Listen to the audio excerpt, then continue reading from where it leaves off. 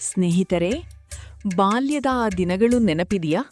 ಶಾಲೆ ಮುಗಿದ ತಕ್ಷಣ ಬ್ಯಾಗ್ ಎಸೆದು ಹೊಲದ ದಾರಿಯಲ್ಲಿ ಓಡುತ್ತಿದ್ದ ಕ್ಷಣಗಳು, ದಾರಿಯ ಬದಿಯಲ್ಲಿ ಕಾಣಿಸುತ್ತಿದ್ದ ಚಿಕ್ಕ ಚಿಕ್ಕ ಹಳದಿ ಹಣ್ಣುಗಳು, ಕಾಗದದಂತೆ ಒಣಗಿದ ಹೊದಿಕೆಯೊಳಗೆ ಅಡಗಿದ್ದ ಆ ಸಿಹಿ ರುಚಿ.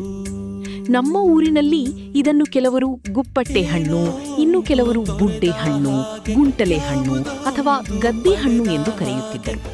ಇಂಗ್ಲಿಷ್ನಲ್ಲಿ ಇದನ್ನು ಗ್ರೌಂಡ್ ಚೆರಿ ಅಥವಾ ಕೇಪ್ ಗೂಸ್ಬೆರಿ ಎಂದು ಕರೆಯುತ್ತಾರೆ. ಶಾಲೆಯಿಂದ ಮನೆಗೆ ಬರುತ್ತಾ ಸ್ನೇಹಿತರ ಜೊತೆ ಈ ಹಣ್ಣುಗಳನ್ನು ಕೀಳಿ ತಿನ್ನುತ್ತಿದ್ದ ಆ ಕ್ಷಣಗಳು, ಆಗ ಅದರ ಬೆಲೆ ಗೊತ್ತಿರಲಿಲ್ಲ. ಆದರೆ ಅದರ ನೆನಪು ಇಂದು ಅಮೂಲ್ಯವಾಗಿದೆ. ಪ್ರಕೃತಿಯ ಮಡಿಲಲ್ಲಿ ಬೆಳೆದ ಈ ಪುಟ್ಟ ಹಣ್ಣು ನಮ್ಮ ಬಾಲ್ಯದ ನಗು, ಸ್ನೇಹ ಮತ್ತು ಮುಗ್ಧತೆಯ ಸಿಹಿ ನೆನಪುಗಳನ್ನು ಇಂದಿಗೂ ಜೀವಂತವಾಗಿರಿಸಿದೆ. ನಿಮ್ಮ ಊರಲ್ಲಿ ಈ ಹಣ್ಣನ್ನು ಯಾವ ಹೆಸರಿನಿಂದ ಕರೆಯುತ್ತಾರೆ? ಕಾಮೆಂಟ್ನಲ್ಲಿ ತಿಳಿಸಿ.